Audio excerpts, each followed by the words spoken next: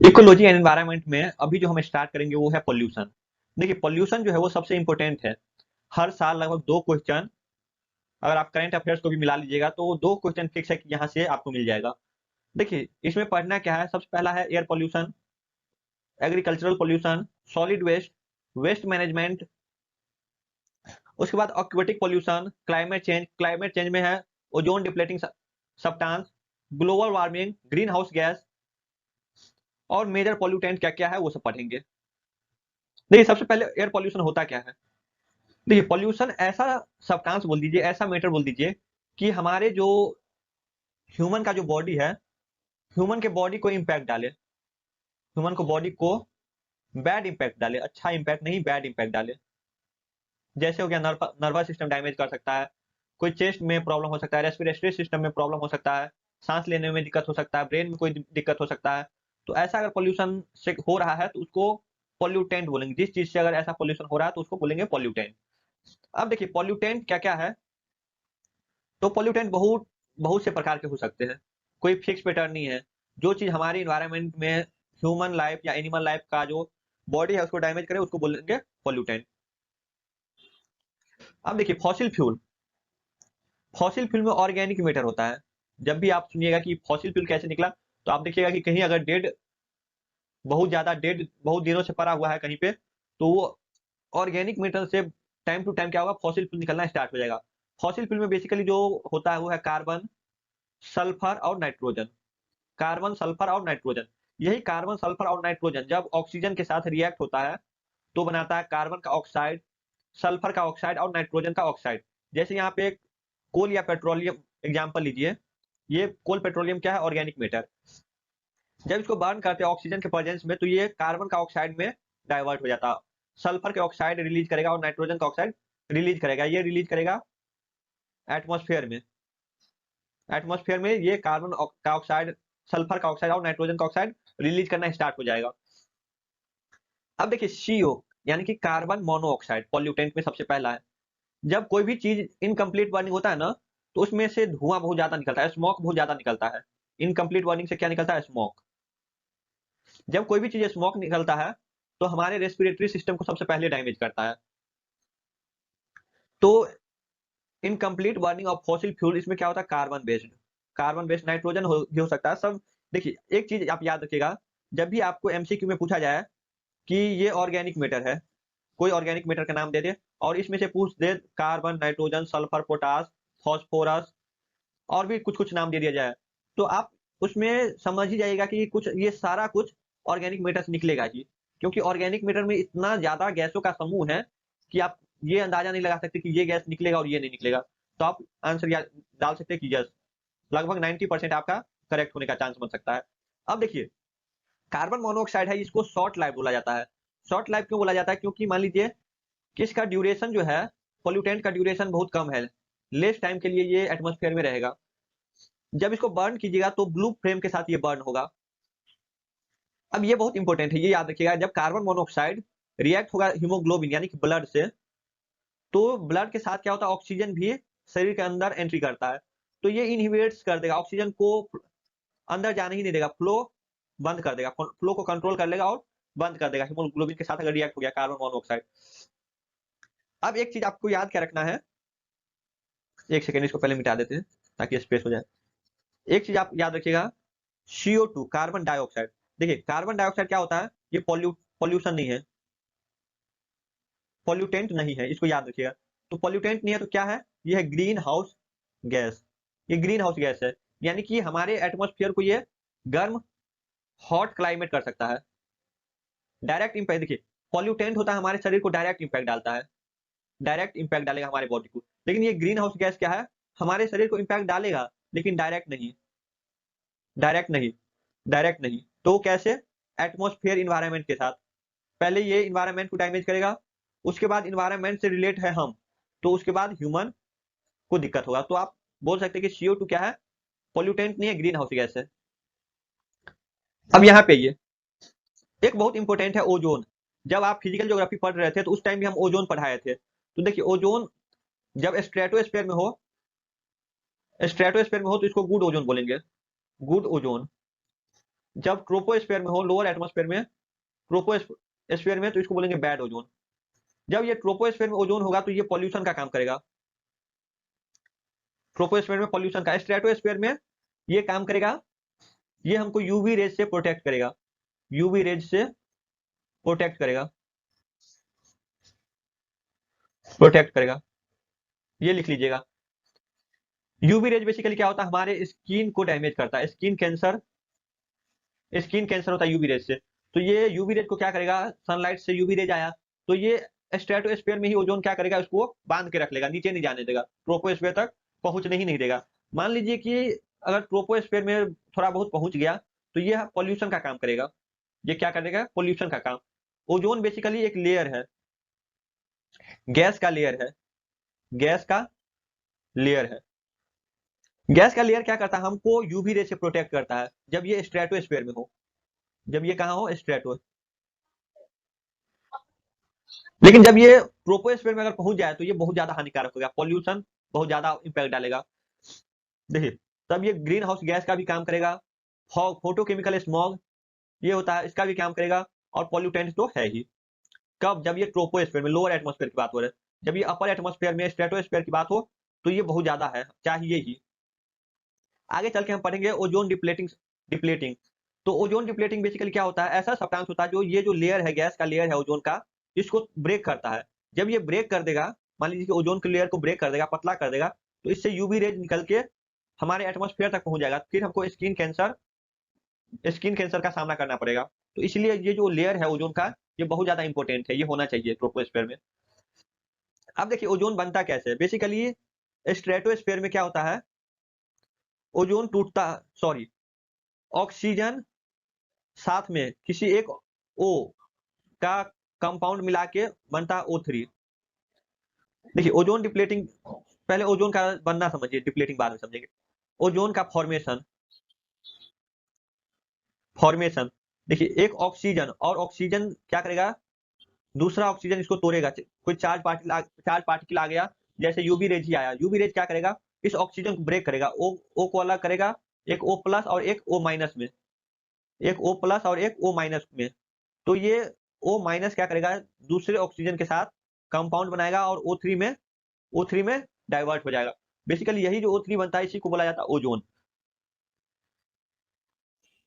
अब देखिए ओजोन का डिप्लेशन समझिए, ओजोन डिप्लेशन यानी कि जो लेयर हम बता रहे थे ओजोन का लेयर, वो उसका टूटना, उसका टूटना देखिए वो टूटेगा कैसे, जब स्ट्रेटोस्फेयर में ओजोन बना रहता है तो उसको जब, मान लीजिए कि ये लेयर इतना मोटा है, ये है ओजोन का लेयर। अब ये कोई सब्सटेंस आ गया, कोई गैस आ गया, इस लेयर को ब्रेक करके ये इतना खा गया, बस अब इतना बच गया, ये जो लेयर है बस इतना बच गया।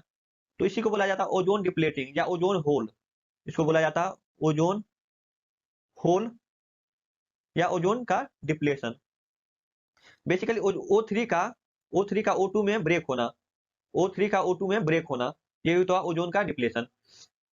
यहाँ पे देखिए फॉर्मेशन हो गया, किसी के साथ रिएक्ट कर लिया, ऑक्सीजन ब्रेक हो गया, ऑक्सीजन ब्रेक हो गया O प्लस या O माइनस में, जैसे नाइट्रोजन NO2 ये ब्रेक हो गया, नाइट्रोजन, फिर ऑक्सीजन टूटा तो N2O में, फिर C ब्रेक हो गया O प्लस C माइनस, ऐसा ब्रेक होके ये ऑक्सीजन के साथ क्या हो जाएगा, कॉम्बिनेशन में जुड़ जाएगा। अब देखिए स्मोक दो टाइप का होता है, एक क्लासिकल स्मोक, एक photochemical smoke. Classical smoke basically cold होता है, ह्यूमिड क्लाइमेट या कोल्ड क्लाइमेट में, इसमें स्मोक, फोग, SO2 का कंसेंट्रेशन ज्यादा होगा, इसको बोला जाता है रिड्यूसिंग नेचर। याद रखिएगा, जो क्लासिकल स्मोक है उसको बोला जाता है रिड्यूसिंग नेचर। इसको लंदन स्मोक भी बोला जाता है, लंदन, क्योंकि लंदन जो है वो कोल्ड क्लाइमेट है, तो इसलिए इसको बोला जाता है लंदन स्मोक। अब यहाँ पे फोटोकेमिकल स्मोक क्या होता है, बेसिकली ये वार्म क्लाइमेट में होगा, जब ड्राई का समर क्लाइमेट हो, ड्राई क्लाइमेट हो उस टाइम में, तो उस टाइम में ओजोन, पैन, फॉर्मल्डिहाइड, इस तरह का चीज आपको देखने को मिलेगा, इसको बोला जाता है ऑक्सीडाइजिंग नेचर। पैन फॉर्मल्डिहाइड क्या होता है, ये आगे का लेक्चर में समझ जाइएगा। इसको लॉस एंजिलस स्मोक भी बोला जाता है, लॉस एंजिलस वहां पे क्लाइमेट कैसा है, वार्म है, इसलिए लॉस एंजिलस स्मोक कौन सा होगा, फोटोकेमिकल स्मोक। अब देखिए ओजोन क्या पढ़े थे, दो प्रकार के, एक लोअर एटमोस्फेयर में जब ट्रोपोस्फेयर में हो, और एक जब अपर एटमॉस्फेयर यानी कि स्ट्रेटोस्फेयर में। स्ट्रेटोस्फेयर में हमको क्या करेगा, यूवी रे से प्रोटेक्ट करेगा, तो इसको बोलेंगे गुड ओजोन, स्किन कैंसर से हमको बचाता है। जब ट्रोपोस्फेयर में जाएगा तो ये पॉल्यूटेंट का काम करेगा, पॉल्यूटेंट का काम करेगा, स्मॉग का फॉर्मेशन करेगा। देखिए ओजोन एसिड रेन का फॉर्मेशन नहीं करता, एसिड रेन नहीं बनाता, ये याद रखिएगा, एसिड रेन नहीं बनाता है, पूछा गया है नहीं बनाता, ये पीवाईक्यू में पूछा जा चुका है, याद रखिएगा। ये ओजोन क्या करेगा, स्मॉग बनाएगा, फॉग बनाएगा।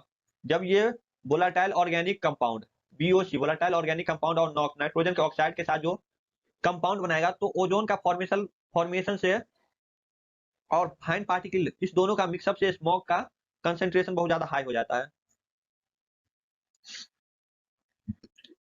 अब देखिए एयर पोल्यूशन में एक सबसे पहले हम पढ़ लिए कार्बन मोनोऑक्साइड, ये हम हीमोग्लोबिन वाला एक सबसे इंपॉर्टेंट है, वो याद रखिएगा। ब्लू बर्न कीजिएगा तो ब्लू कलर निकलेगा, ये हमारे ब्लड में पहुंच जाता तो ऑक्सीजन को क्या करता है, फ्लो को बंद कर देता है, ये याद रखिएगा। अब देखिए अब है क्लोरोफ्लोरोकार्बन, क्लोरोफ्लोरोकार्बन बेसिकली क्या है, एयर पोल्यूशन है, पॉल्यूटेंट है। अब ये पॉल्यूटेंट का सोर्स क्या है, तो सबसे पहला इसका सोर्स है रेफ्रिजरेटर और एयर कंडीशनर। जैसे मान लीजिए कि ये क्या करता है, यूवी रेज, ओजोन डिप्लेटिंग, इस सब में ज्यादा रोल प्ले करता है। जैसे ओजोन का डिप्लेशन में ये ज्यादा रोल प्ले करता है, जब ओजोन का लेयर को तोड़ेगा तो यूवी क्या करेगा, हमारे एटमोस्फेयर तक पहुंच जाएगा, तो ये इसका इम्पैक्ट है। अब क्लोरोफ्लोरोकार्बन, हाइड्रोफ्लोरोक्लोरोकार्बन, ये बेसिकली क्या है, ग्रीन हाउस गैस नहीं है, ये केवल ओजोन डिप्लेटिंग सब्सटेंस है, ओजोन डिप्लेटिंग ओडीएस है, सॉरी ओडीएस है, ozone depleting substance, green house gas नहीं है, ये याद रखिएगा। ये पोल्यूशन क्या है, ओजोन डिप्लेटिंग सब्सटेंस, स्मॉग जैसे वर्क करेगा। अब हाइड्रोफ्लोरोकार्बन में जाइएगा तो ये ओजोन डिप्लेटिंग सब्सटेंस नहीं है, ये ग्रीन हाउस गैस है, ये याद रखिएगा, इस दोनों में कंफ्यूजन बहुत ज्यादा होगा आपको। एक हाइड्रोक्लोरोफ्लोरोकार्बन है, एक हाइड्रोफ्लोरोकार्बन है, ये बेसिकली क्या है, ओजोन डिप्लेटिंग सब्सटेंस नहीं है, ग्रीन हाउस गैस है। अब देखिए सल्फर का ऑक्साइड पढ़िए, सल्फर, इसको SOX लिखिए, सल्फर। देखिए इसका जो सोर्स है वो है कोल प्लांट्स एंड जो अदर बर्निंग पेट्रोलियम जो है, फॉसिल फ्यूल जो बर्न करते हो तो वहां से निकलता है। जैसे व्हीकल हो गया, ऑटोमोबाइल इंडस्ट्रीज हो गया, ऑटोमोबाइल वो फैक्ट्रीज हो गया, यहाँ से इसका क्या है, सोर्स है। इसका थ्रेट क्या है, ये स्मोक रिलीज करता है, एसिड रेन का कारण बनता है। देखिए ये इंपॉर्टेंट है, एसिड रेन, सल्फर का ऑक्साइड क्या बनाता है, एसिड रेन। रेस्पिरेशन में भी प्रॉब्लम है, सांस लेने में आपको दिक्कत हो सकता है अगर सल्फर का कंसेंट्रेशन बहुत ज्यादा हाई हो गया, तो ये सारा प्रॉब्लम हो सकता है। अब देखिए ये एसिड रेन हो गया, स्मोक हो गया, सल्फर का रिएक्ट क्या है, फ्लोरीन के साथ। जब एक चीज आप याद रखिए, जब भी फ्लोरीन के साथ कोई भी रिएक्शन होगा तो वो ओजोन का डिप्लेटिंग सब्सटेंस बन जाएगा, ग्रीन हाउस गैस होगा, ये याद रखिएगा। क्लाउड का फॉर्मेशन करेगा सल्फर। अब ये देखिए ये अलग कंसेप्ट है, ये लिखा था तो हमने यहाँ पे लिख दिया है। जो कार्बन डाइऑक्साइड है और कार्बन मोनोऑक्साइड है, ये दोनों क्या है, एयर से हेवियर है, यानी कि भारी है। अब नाइट्रोजन का ऑक्साइड, देखिए नाइट्रोजन का सोर्स क्या है, कोल है, व्हीकल है, सॉइल है, पॉटरी है, ये सब है नाइट्रोजन का सोर्स। अब देखिए नाइट्रोजन का ऑक्साइड में आप देखिएगा कि दो तरह का कंपाउंड बनता है, एक नाइट्रोजन सिंगल ऑक्सीजन के साथ और एक नाइट्रोजन डबल ऑक्सीजन के साथ। जब नाइट्रोजन का नॉक्स वाला क्रिएट होगा तो ये पॉल्यूटेंट का काम करेगा, ये क्या है, पॉल्यूटेंट, ये ग्रीन हाउस गैस नहीं है, ये ग्रीन हाउस गैस नहीं है। लेकिन जब आप नाइट्रोजन जब एक से ज्यादा कंपाउंड में क्रिएट हो जाएगा, यानी कि N2O में डाइवर्ट हो जाएगा, तो ये ग्रीन हाउस गैस बनेगा, ये पॉल्यूशन नहीं है, ये पॉल्यूशन नहीं है, ग्रीन हाउस गैस है, ये याद रखिएगा। Roles of ozone depleting substance, ये जो नाइट्रोजन का ऑक्साइड है, ये ओजोन डिप्लेटिंग सब्सटेंस में बहुत ज्यादा रोल प्ले करता है। जब नाइट्रोजन का ऑक्साइड वोलाटाइल ऑर्गेनिक कंपाउंड इससे मिल जाएगा तो ये बनाएगा फोटोकेमिकल स्मॉग, ये बेसिकली वार्म क्लाइमेट में होता है फोटोकेमिकल स्मॉग, एसिड रेन का कारण बनेगा, स्मॉग बहुत ज्यादा रिलीज करेगा। अब यहाँ पे देखिए volatile organic compound, volatile organic compound, volatile organic compound basically ऐसा कार्बन का कंपाउंड है जो वोलाटाइल है। जब आप उसको जब आप उसको रूम टेम्परेचर पे भी रखिएगा, नॉर्मल टेम्परेचर पे, तो वो पूरा का पूरा इवोपरेट हो जाएगा, यानी कि वोलेटाइल हो जाएगा। जैसे एग्जांपल में ले लीजिए फॉर्मलडिहाइड। फॉर्मलडिहाइड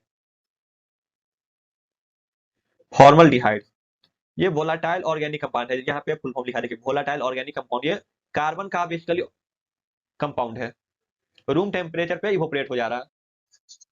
अब एक है pop, POP, persistent organic pollutant. ये बहुत इंपॉर्टेंट है, ये देखिए बहुत ज्यादा न्यूज में आते रहता है। ये बेसिकली क्या है, इसको बोला जाता है फॉरएवर पॉल्यूटेंट, फॉरएवर केमिकल। यानी कि जब ये पॉल्यूशन बन गया, एटमॉस्फेयर में बन गया, तो ये खत्म नहीं होगा, ये फॉरएवर, हमेशा हमेशा के लिए हो गया। अगर खत्म भी होगा तो इतना 50 साल, 100 साल, 200 साल, इतना टाइम का कंज्यूम करेगा कि इसको आप फॉरएवर ही बोल दीजिए, क्योंकि ह्यूमन के लाइफ से भी ज्यादा इसका लाइफ है। इसको बोला जाता है परसिस्टेंट ऑर्गेनिक पॉल्यूटेंट। बेसिकली ये जो पॉल्यूटेंट है ये क्लोरीनेटेड कंपाउंड होता है, इसमें क्लोरीन का कंसेंट्रेशन ज्यादा होता है। जैसे पेस्टिसाइड हो गया, इंसेक्टिसाइड्स हो गया। जब बेसिकली क्या होता है, जब काऊ को बुखार लग जाता है ना, तो यही पेस्टिसाइड इसको खिलाया जाता है। अगर ये पेस्टिसाइड खिला दिया और काऊ क्या हो गया, खिलाने के बाद अगर नहीं बच पाया, यानी कि डेड हो गया, डेड होने के बाद वल्चर क्या करेगा, इस गाय को खाएगा। जब वल्चर इस गाय को खाएगा तो इस वल्चर में क्या जाएगा, पेस्टिसाइड पेस्टिसाइड जाएगा, यानी कि पीओपी जाएगा। और पीओपी इतना खतरनाक है कि इसका लेस कंसेंट्रेशन भी होगा ना, इसका डेंसिटी इतना हाई होता है कि थोड़ा भी इसके अंदर गया तो ये ऑटोमेटिकली पूरा बॉडी में डेंसिटी हाई कर लेगा, इसमें इंक्रीज कर लेगा अपना जो टॉक्सिक लेवल है, टॉक्सिक लेवल है वो बढ़ाते रहता है बॉडी में। पेस्टिसाइड हो गया, इंसेक्टिसाइड हो गया, जैसे HCB, हेक्सा क्लोरोबेंजीन, PCB, पोली क्लोरिनेटेड बेंजाइल, DDT, ये याद रखिएगा, डाइफिनाइल डाइक्लोरोइथेन। आप सल्फान्स, फ्लान्स, ऐसा अगर कुछ भी अगर आपको मिल जाए ना, तो इसको पॉप में आप शामिल कर लीजिएगा। बेसिकली अगर फ्लोरीन वाला कोई भी कंपाउंड मिल गया ना, क्लोरीन वाला सॉरी क्लोरीनेटेड वाला कोई भी कंपाउंड मिल गया ना, तो ये पेस्टिसाइड वाला जो है वो वर्क करने लगता है, पीओपी वाला कंसेंट्रेशन बनाने लगता है। अब आइए fly ash. Fly ash basically dust है। जैसे मान लीजिए कि आप क्या कीजिए, कोई भी जैसे पराली जलाते हैं, तो जब इसका शीट बच जाता है तो इसको जला देते हैं, तो जलाने के बाद इसका राख क्या होता है, एयर में मिक्स हो जाता है। जब एयर में मिक्स हो जाता है तो इसी को बेसिकली क्या बोल देंगे, फ्लाई एश। फ्लाई एश और कुछ नहीं है, बेसिकली डस्ट है। मिट्टी का डस्ट हो सकता है, जला हुआ चीज का डस्ट हो सकता है, धूल का डस्ट हो सकता है, उसको बोला जाता है फ्लाई एश। फ्लाई एश क्या होता है, रेसिड्यू ऑफ सॉलिड कंबसन। किसी चीज मतलब सॉलिड कंबसन को आप जलाइएगा तो उससे फ्लाई एश निकलेगा, और ये एटमॉस्फेयर में मिक्स हो जाएगा।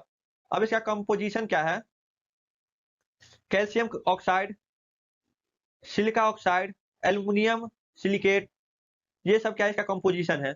टॉक्सिक लेवल में क्या है, heavy metals, lead, cobalt, arsenic, ये सब क्या है, फ्लाई एश का एग्जाम्पल है। और ये है हैवी मेटल्स, ये है हैवी मेटल्स। अब इसका ट्रेड क्या है, ये वाटर पॉल्यूशन है, एयर पॉल्यूशन, दोनों में वर्क करता है। लेड जो है और आर्सेनिक, ये दोनों वाटर और एयर दोनों पॉल्यूशन में वर्क करता है। रेस्पिरेटरी सिस्टम को डैमेज करेगा, रेस्पिरेशन में आपको प्रॉब्लम हो सकता है अगर फ्लाई एश बहुत ज्यादा हो गया तो। फ्लाई एश दो तरह का है, एक पार्टिकुलेट मैटर में इसको बोला जाता है, पार्टिकुलेट मैटर, PM2, 0.2 होता है, 0.5 होता है, बहुत तरह का होता है। ये जब हम दिल्ली का एयर पॉल्यूशन पढ़ेंगे उस टाइम हम क्लियर हो जाएगा। यूज ऑफ फ्लाई एश, देखिए आप इस फ्लाई एश को क्या कर सकते हैं, यूज भी कर सकते हैं। किसमें, कंस्ट्रक्शन में, जैसे ब्रिक्स बना सकते हैं। अभी बहुत ज्यादा आप देखिएगा कि फ्लाई एश से ब्रिक्स बनाना स्टार्ट हो गया है, सीमेंट बनाना उससे स्टार्ट हो चुका है। तो ये सबका मतलब यूज कर सकते हैं फ्लाई एश को। अब हैवी मेटल्स क्या होता है, heavy metals pollution. Heavy metals में देखिए, हैवी मेटल ऐसा मेटल होता है जिसका डेंसिटी बहुत ज्यादा हाई होता है, यानी कि वो है बहुत कम, लेकिन उसका डेंसिटी बहुत ज्यादा है, बहुत ज्यादा टॉक्सिक होगा। Toxic even at low concentration, बहुत ज्यादा हाईली टॉक्सिक, हाईली टॉक्सिक। अब सोर्सेज देखिए, नेचुरल और मैन मेड दोनों हो सकता है। इसको एंथ्रोपोजेनिक भी बोला जाता है, नेचुरल भी और एंथ्रोपोजेनिक। देखिए नेचुरल में वॉल्केनिक हो गया, फॉरेस्ट फायर हो गया, सीपेज हो गया, और मैन मेड में हो गया फॉसिल फ्यूल, जो हम डीजल पेट्रोल जलाते हैं, ईंधन, फैक्ट्रीज, ऑटोमोबाइल इंडस्ट्रीज। फिर माइनिंग भी करते हैं तो उससे भी क्या निकलता है, हेवी मेटल्स निकलता है। कोल पेट्रोल बर्न करने से हैवी मेटल रिलीज होता है। अब देखिए हैवी मेटल का इम्पैक्ट क्या है, ये बहुत ज्यादा बीमारी आपको फैला सकता है। देखिए डिजीज में देखिए किडनी का प्रॉब्लम, नर्वस, लंग्स, कैंसर, ये सारा डिजीज हैवी मेटल से हो सकता है। बहुत ज्यादा टॉक्सिक होता है, बहुत ज्यादा टॉक्सिक होता है। अब मरकरी देखिए, मिथाइल या मरकरी, इसमें डिजीज है मिनीमाटा डिजीज। मिनीमाटा डिजीज किससे होता है? मरकरी से। न्यूमोलॉजिकल फेल्योर इसको बोला जाता है मिनीमाटा डिजीज को। कैडमियम, बोन का प्रॉब्लम, अगर हैवी मेटल कैडमियम अगर बॉडी के साथ रिएक्ट हो जाए तो बोन में बहुत ज्यादा प्रॉब्लम हो सकता है, जैसे itai itai, joint pain, bone react होता है। नाइट्रेट क्या होता है? ब्लू बेबी सिंड्रोम, अगर बच्चा में नाइट्रेट मिक्स हो जाए किसी तरीके से तो बेबी का कलर कैसा होगा? ब्लू हो जाएगा, ब्लू स्किन हो जाएगा। अब आर्सेनिक देखिए, आर्सेनिक ब्लैक फुट डिजीज करके आता है। Blood vessel, liver, lungs, limbs, ऐसा प्रॉब्लम हो सकता है। ये जो अपना जो वेस्ट बंगाल है उसमें बहुत ज्यादा आर्सेनिक का कंसेंट्रेशन हाई हो चुका था, न्यूज में बहुत ज्यादा आ रहा था ऐसा। वेस्ट बंगाल में आप याद रखिएगा, आर्सेनिक बहुत ज्यादा कहाँ पे है? वेस्ट बंगाल में। तो ब्लड वेसल का प्रॉब्लम वहां पे। ब्लैक फुट डिजीज याद रखिएगा, क्या है? ब्लैक से याद रखिएगा, black foot disease, black foot disease. Lead से याद रखिएगा, लेड भी क्या करता है? नर्वस सिस्टम को आपको डैमेज कर सकता है। लेड पॉइजनिंग हो सकता है, किससे हो सकता है? Petrol, diesel, lead batteries, paint, देखिए पेंट से भी लेड होता है, डाई। ये क्वेश्चन 2022 और 2013 में पूछा गया 2 बार। ये एसिड, एसिड रेन पे है। तो पहले एसिड रेन क्या होता है वो समझते हैं, फिर इस क्वेश्चन को अटेम्प्ट करेंगे। देखिए एसिड रेन जो है, जब वर्षा में देखते हैं जब रेन होता है तो कभी कभी क्या होता है, एसिड वहां से निकलता है। एसिड देखिए केवल वेट ही नहीं होगा, ड्राई भी हो सकता है। तो ये याद रखिएगा कि एसिड जो है अगर एटमॉस्फेयर से रिलीज हो रहा है तो केवल वेट नहीं होगा, ड्राई भी हो सकता है। Dry in the form of dust या एस। वेट में फॉग होगा, स्नो होगा या रेनफॉल होगा। अब सल्फर एसिड रेन में कन्वर्ट कैसे होता है? जब सल्फर H2O से रिएक्ट होता है तो H2SO3 या H2SO4 में कन्वर्ट हो जाता है। बेसिकली H2SO3 और H2SO4 जो है यही एसिड है, यही क्या है? एसिड है। जब हाइड्रोजन के साथ सल्फर और ऑक्सीजन के साथ रिएक्ट होता है तो ये एसिड में कन्वर्ट हो जाता है। और जब ऊपर में वेपर, वेपर में प्रेजेंस हो जाता है तो ये एसिड इसमें मिक्स हो जाता है वाटर वेपर में। तो जब रेनफॉल होता है तो उसके साथ ये क्या होता है? एसिड भी पृथ्वी पे आ जाता है। अब जो सल्फर का सोर्स है ये दो है, एक नेचुरली और एक एंथ्रोपोजेनिक। एंथ्रोपोजेनिक यानी कि मैन मेड, मैन मेड। अब देखिए नेचुरली वोल्केनिक इरप्शन से हो सकता है, समुद्र से, ओशियन से। जब देखिए ओशियन से होगा तो इसमें फाइटोप्लैंक्टन से रिलीज होता है डाइमिथाइल सल्फाइड, डीएमएस करके। ये किसके द्वारा रिलीज होता है? फाइटोप्लैंक्टन के द्वारा। अब देखिए सॉइल भी है, ये मेजर कंट्रीब्यूशन करता है सल्फर का। जैसे डिकम्पोजर, माइनिंग भी होता है तो उसमें भी सल्फर निकलता है। ऑर्गेनिक मैटर से निकलता है, decomposition of organic matter. Fossil fuel जब निकालते हैं उस टाइम भी सल्फर निकलता है। तो ये हो गया नेचुरली। एंथ्रोपोजेनिक में ये जैसे हम कोल बर्निंग करते हैं, पेट्रोलियम व्हीकल द्वारा जो पेट्रोल जलाते हैं, डीजल ईंधन जलाते हैं, इंडस्ट्रीज मान लीजिए, इंडस्ट्रीज, ऑटोमोबाइल, इस सब से क्या होता है? सल्फर का निकलना स्टार्ट हो जाता है। स्मेलिंग से भी क्या होता है? सल्फर शॉक्स निकलना स्टार्ट हो जाता है। अब देखिए डाइमिथाइल सल्फाइड जो है डीएमएस, ये फाइटोप्लैंक्टन के द्वारा रिलीज होता है ओशियन में। ये ओशियन में सल्फाइड, सल्फर का बहुत ही मेजर सोर्स है। देखिए largest source of sulphur emission, helps in cloud formation. Sulphur जो है ये एसिड, एसिड वाला जो क्लाउड का फॉर्मेशन होता है वो हेल्प करता है इसमें। एक्ट्स एज एरोसोल, एरोसोल यानी कि जो डस्ट के फॉर्म में भी सल्फर से क्या होता है? निकल सकता है। कंसिडर। अब ये देखिए ग्लोबल वार्मिंग में कंट्रीब्यूट भी करता है एसिड रेन, क्लाउड का फॉर्मेशन करता है, एल्बिडो इफेक्ट भी जनरेट करता है। ये याद रखिएगा इतना। एल्बिडो क्या होता है ये हम पहले भी बता चुके हैं। एल्बिडो वो चीज होता है जैसे लाइट आया तो यानी कि ये एल्बिडो का इफेक्ट जनरेट कर रहा है, तो यहाँ से लाइट आएगा और पूरा का पूरा लाइट निकल जाएगा जस्ट बिना किसी टाइम लगाए हुए।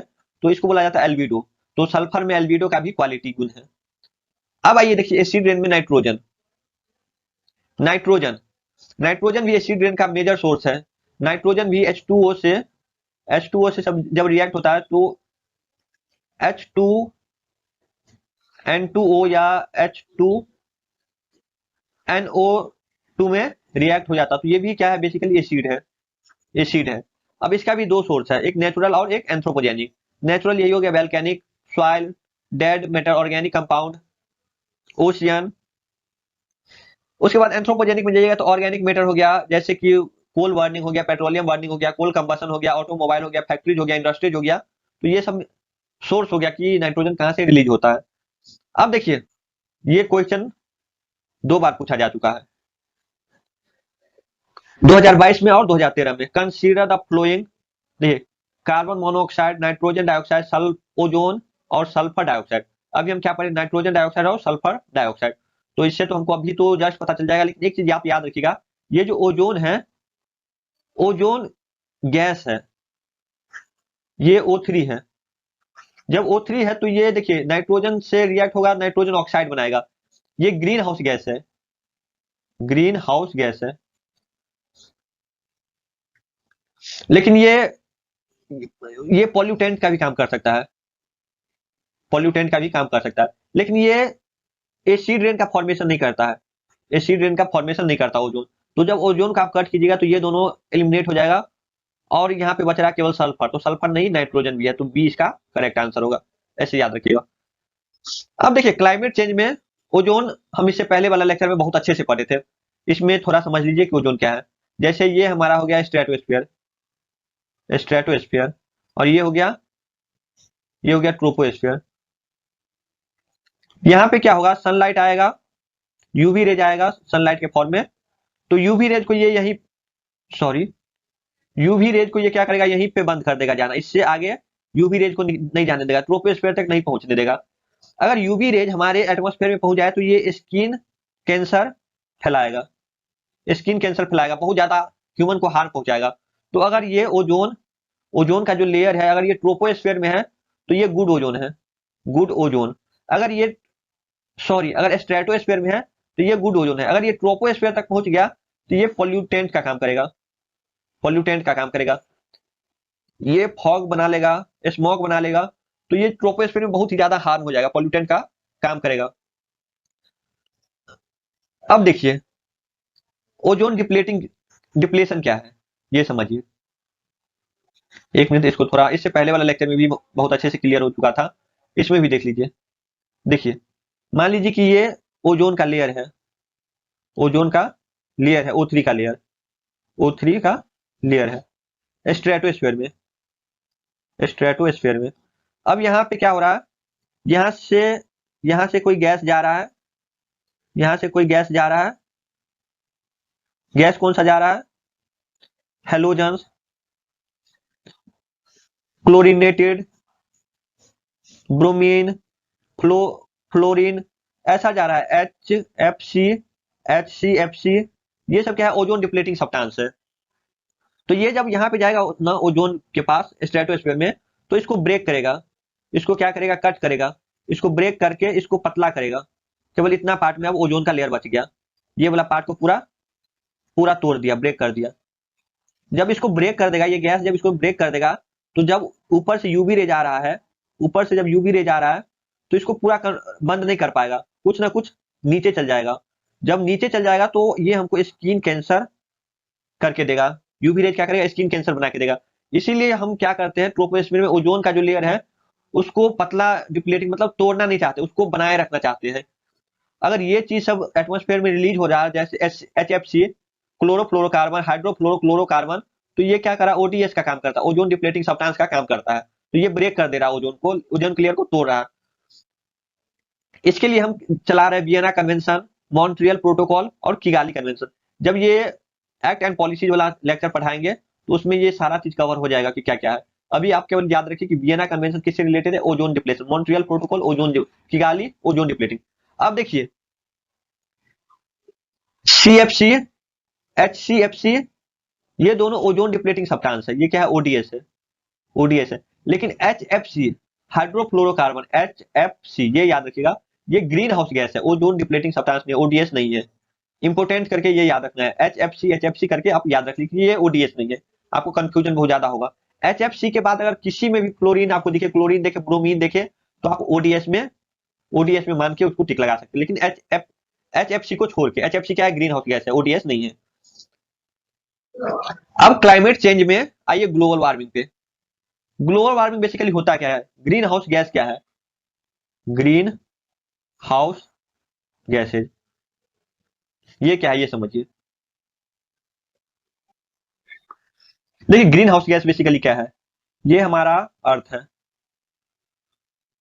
और ये हो गया सन। सन से क्या हो रहा है बेसिकली, हमारे एटमॉस्फेयर पे सनलाइट आ रहा है, ये जो सनलाइट आ रहा है इसको बोला जाता है शॉर्ट वेव रेडिएशन। इसको क्या बोला जाता है, short wave radiation, short wave radiation. उसके बाद क्या होता है, यहां से ये एटमॉस्फेयर में फिर चला जाता है, एटमॉस्फेयर में चला जाता है, इसको बोला जाता है long wave radiation, long wave radiation, short wave radiation और लॉन्ग वेव रेडिएशन। अब basically green house gas effect क्या है ये समझिए। Green house gas effect basically ऐसा गैसेज है कि ये क्या करेगा, इस लाइट को बाहर निकलने ही नहीं देगा। इस लाइट मान लीजिए कि यहाँ पे गैस बन गया, क्लाउड का फॉर्मेशन हो गया, गैसेज का फॉर्मेशन हो गया। कौन कौन सा गैस है हम अभी पढ़ लेंगे। अब देखिए ये गैस बन गया, अब ये जो इमिशन हो रहा था, ये जो लॉन्ग वेव रेडिएशन हो रहा था, ये अब क्या करेगा, ब्रेक कर देगा। अब देखिए ये गैसेज है, अब देखिए इनकमिंग शॉर्ट वेव रेडिएशन तो आ रहा है, इनकमिंग तो हो रहा है, लेकिन आउटगोइंग जब होगा ना तो इसमें ट्रैप हो जाएगा, इससे बाहर जाने ही नहीं देगा, एटमॉस्फेयर में जाने ही नहीं देगा, ये ट्रोपोस्फेयर में ही रुक जाएगा। तो बेसिकली ये जो लॉन्ग वेव रेडिएशन है ये बेसिकली इंफ्रारेड है, इंफ्रारेड है। इंफ्रारेड बेसिकली क्या होता है, इंफ्रारेड जब निकलता है ना तो ये जो गैसेज है, गैस मान लीजिए क्लाउड का फॉर्मेशन है, N2O है, CO2 है, ये क्या करता है अपने में ट्रैप कर लेता है इंफ्रारेड को, आने तो देगा, सनलाइट से अगर डायरेक्ट आ रहा है, शॉर्ट वेव रेडिएशन अगर डायरेक्ट आ रहा है तो इसको आने देगा, इसको ब्रेक नहीं करेगा। लेकिन ये जब जाएगा उल्टा, जब वापस जाएगा तो इसको अपने में एब्जॉर्ब कर लेगा, ऊपर जाने ही नहीं देगा, एटमॉस्फेयर में रिलीज ही नहीं देगा, ये ट्रोपोस्फेयर तक ही रह जाएगा, ट्रोपोस्फेयर तक ही रुक जाएगा। जब ये ट्रोपोस्फेयर में रुक जाएगा तो ये बेसिकली क्या होगा, ये हो गया, एक बार लिख दे रहे हैं, ये है long wave radiation, long wave radiation. अब देखिए ये अगर यहीं पे रुक जा रहा है, ये रेडिएशन अगर यहाँ पे ट्रैप हो जा रहा है ट्रोपोस्फेयर में,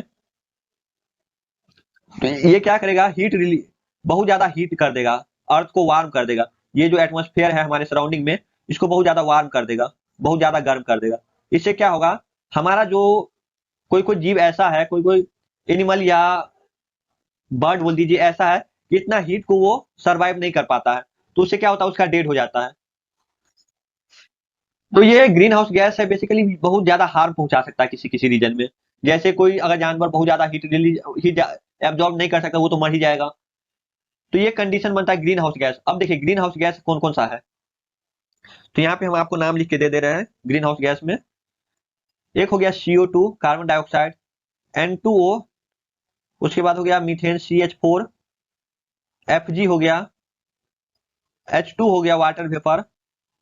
इसके बाद भी बहुत सारा है तो वो आप इंटरनेट से देख लीजिएगा कि कौन कौन सा है। अब यहाँ पे देखिए ये जो ग्रीन हाउस गैस है, ये जो इंफ्रारेड, इंफ्रारेड जो निकल रहा है, आया जो निकल रहा है, इसको एब्जॉर्ब कर दे रहा है, इसको क्या कर रहा है, अब एब्जॉर्ब कर रहा है, एब्जॉर्ब करने के बाद इसको री इमिट भी कर दे रहा है एटमॉस्फेयर में। जब एटमॉस्फेयर में री इमिट कर देगा तो ये कितना गर्म हो जाएगा, लेकिन ये आ तो जा रहा है, लेकिन जब फिर वापस जाएगा तो फिर ये एब्जॉर्ब हो जाएगा, जी ग्रीन हाउस गैस क्या करेगा, इसको एब्जॉर्ब कर लेगा, फिर इसको री इमिट करेगा। यही चीज यहाँ पे लिखा गया है, देखिए absorb infrared radiation and re emit infrared radiation, ये है ग्रीन हाउस गैस का इफेक्ट। अब यहाँ पे देखिए green house gas, green house gas, green house gas में जो मेजर जो गैसेज है वो है, सबसे पहला है CO2। देखिए CO2 पोल्यूटेंट नहीं है लेकिन ग्रीन हाउस गैस है, ये एटमॉस्फेयर को गर्म करने में मदद करेगा, एटमॉस्फेयर को हीट करेगा, हीट अप करेगा, लेकिन ये पोल्यूटेंट नहीं है, जैसे नर्वस सिस्टम को डायरेक्ट डैमेज नहीं करेगा, ये पोल्यूटेंट नहीं है, ये याद रखिएगा। अब देखिए ये एंथ्रोपोजेनिक द्वारा जो रिलीज होगा तो CO2 का एटमॉस्फेयर में रिलीज करेगा, तो CO2 अगर एटमॉस्फेयर में चला गया तो ये ग्रीन हाउस गैस का काम करेगा। उसके बाद ये जब ये ग्रीन हाउस गैस होगा तो ये हीटअप होगा, ये क्या होगा, हीटअप होगा, हीटअप होने से ग्लोबल वार्मिंग यानी कि जो हमारा इन्वायरमेंट है इसको वार्म करेगा, तो इसी वार्म को क्या बोला जाता है, ग्लोबल वार्मिंग। अब देखिए नेचुरली भी क्या होता है, CO2 रिलीज होता है, बहुत बहुत तरीके से CO2 रिलीज होता है। कार्बन साइकिल में पढ़िएगा तो आप इससे पहला वाला लेक्चर देखिएगा, सेकंड या थर्ड लेक्चर होगा, तो उसमें कार्बन साइकिल में बताया था कि कैसे CO2 रिलीज होता है।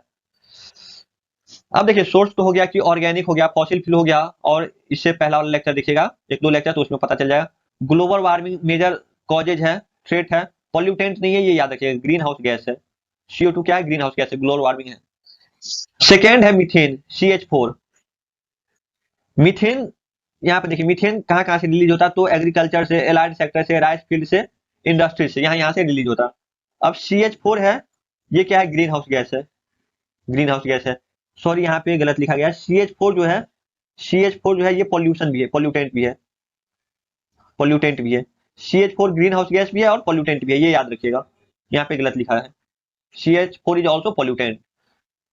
अब देखिए CH4 का जो नेचुरल रिसोर्सेज है वो है वेटलैंड। वेटलैंड से क्या होता है?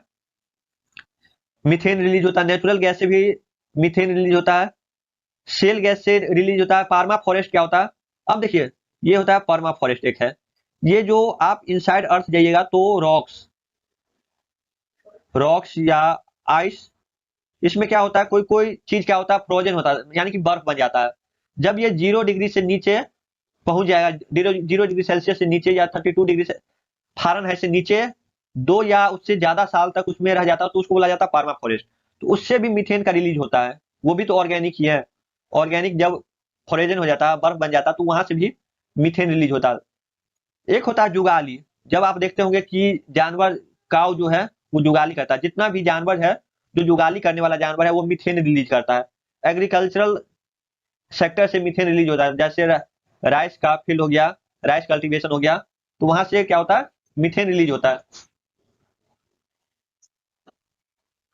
अब देखिए nitrogen oxide, nitrous oxide, nitrous oxide से भी क्या होता है, ग्रीन हाउस गैस होता है, वो एक ग्लोबल वार्मिंग, ग्लोबल वार्मिंग बनाएगा नाइट्रोजन के ऑक्साइड। ये पॉल्यूटेंट भी है, both green house gas and pollutant, ये याद रखिएगा। अब देखिए नेचुरल रिसोर्सेज जो इसका है वो है बैक्टीरिया से हो रहा है, सॉइल से हो रहा है, ओशियन से हो रहा है, फाइटोप्लैंक्टन भी रिलीज कर रहा है, ये हो गया नेचुरली। मैन मेड की बात कीजिए करें तो यूरिन से हो गया, डिकम्पोजिशन से हो गया, मैरीन से, फ्यूल से हो गया, ऑटोमोबाइल से हो गया, इंडस्ट्री से हो गया, फैक्ट्री से NO2 क्या होता है, रिलीज होता है, फॉसिल से क्या होता है, रिलीज होता है। अब देखिए एक है ब्लैक कार्बन, ब्लैक कार्बन को समझिए। ब्लैक कार्बन बेसिकली जो पार्टिकुलेट मैटर होता है, एरोसोल, एस, डस्ट, डस्ट या एस, ऐसे सब्सटेंस को बोला जाता है ब्लैक कार्बन। ये भी क्या करता है, ये बेसिकली राख होता है।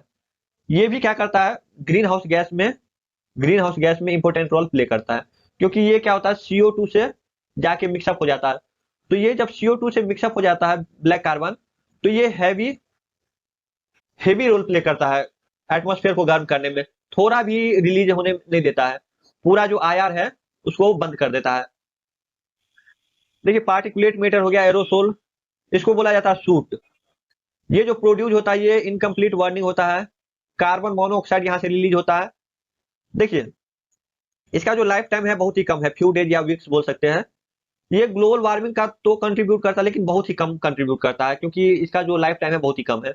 इम्पैक्ट जो है ये बहुत डालता है, इम्पैक्ट देखिए हमारे नर्वस सिस्टम पे भी इम्पैक्ट डालता है, ग्लेशियर वाला रीजन में भी इसका इंपॉर्टेंट रोल है, हीट को एब्जॉर्ब करने में भी इंपॉर्टेंट प्ले रोल करता है। अब देखिए यहाँ पे है ग्रीन हाउस गैस और एक है GWP, इसको, इसका फुल फॉर्म है global warming pollutant, sorry potential, global warming potential. तो कौन सा गैस का कितना पोटेंशियल है ग्लोबल वार्मिंग में, ये देखिए ग्लोबल वार्मिंग पोटेंशियल देखिए। तो सबसे ज्यादा जो पोटेंशियल है ग्लोबल वार्मिंग में, ये है HF6 का, सबसे ज्यादा हीटअप करेगा, सबसे ज्यादा हीटअप करेगा, ग्लोबल वार्मिंग सबसे ज्यादा गर्म करेगा। PFC, HFC, N2O, CH4 और CO2, इसको आप सीक्वेंस में लिख लीजिए। देखिए यहाँ पे ऐसे लिख लीजिए, HF6 जो है ये सबसे ज्यादा, उसके बाद PF6, उसके बाद HFC, उसके बाद N2O, उसके बाद CH4 मीथेन, उसके बाद CO2। ये क्या, global warming potential, global warming potential. उसके बाद आप जाइएगा लाइफ टाइम की बात करें तो CO2 का लाइफ टाइम है लगभग 100 ईयर, मीथेन का लगभग 12 ईयर, N2O का लगभग 120, फिर SFC इस समय जाइएगा तो बहुत ज्यादा, सबसे ज्यादा PF6 का है। तो PFC जो है, PFC ये सबसे ज्यादा लाइफ टाइम है। मीथेन का यहाँ पे सबसे कम है। वाटर वेपर भी है, वाटर वेपर का उससे भी कम होगा लाइफ टाइम। तो सबसे कम क्या हो गया, वाटर वेपर, उससे ज्यादा होगा मीथेन, फिर उससे आगे जाइएगा तो CO2। तो ये आप लिख लीजिएगा, 4-5 बार आप इसको रट लीजिएगा, आ सकता है। अब देखिए एग्रीकल्चरल पॉल्यूशन, देखिए एग्रीकल्चरल पॉल्यूशन में राइस फील्ड ये बहुत ज्यादा जो पॉल्यूशन का काम करता है। अब हम देखिए ग्रीन हाउस गैस खत्म हो गया, ये आ गया पॉल्यूशन पे एग्रीकल्चरल पॉल्यूशन हेडिंग डाल लीजिए।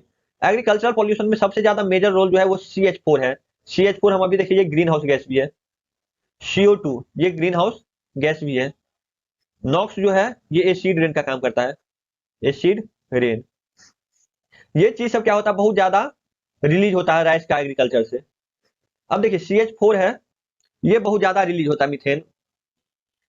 उसके बाद आप अगर पोल्ट्री की बात करें, एनिमल हस्बेंड्री की, जुगाली, रेमिडेशन जो बोले थे, रेमिनेशन, वहां ये होता है जुगाली। जुगाली करने वाला जानवर क्या करता है, मीथेन रिलीज करता है, नॉक्स रिलीज करता है, CO2 रिलीज करता है। इसके डंग से भी CO2 रिलीज होगा, नॉक्स रिलीज होगा। पोल्ट्री से भी नाइट्रोजन का ऑक्साइड रिलीज होता है। तो ये सब याद रखिए। देखिए सॉइल का पॉल्यूशन कैसे होगा, जब सॉइल में न्यूट्रिएंट जो है वो कम हो जाए, न्यूट्रिएंट का कमी हो जाए, जो नाइट्रोजन है, फास्फोरस है, सल्फर है, ये अगर बहुत कम हो जाए तो उसको तब बोलेंगे कि ये सॉइल का पॉल्यूशन हो रहा है। जब पॉल्यूशन होगा तो सॉइल में जो फर्टिलिटी है वो बहुत कम हो जाएगा, उर्वरता जो है वो कम हो जाएगा, सेलिनेशन इसमें ज्यादा आ जाएगा, सेलिनेशन बहुत ज्यादा होगा, एसिड का कंसेंट्रेशन हाई हो जाएगा, ये बहुत ज्यादा निगेटिव इंपैक्ट देने लगेगा।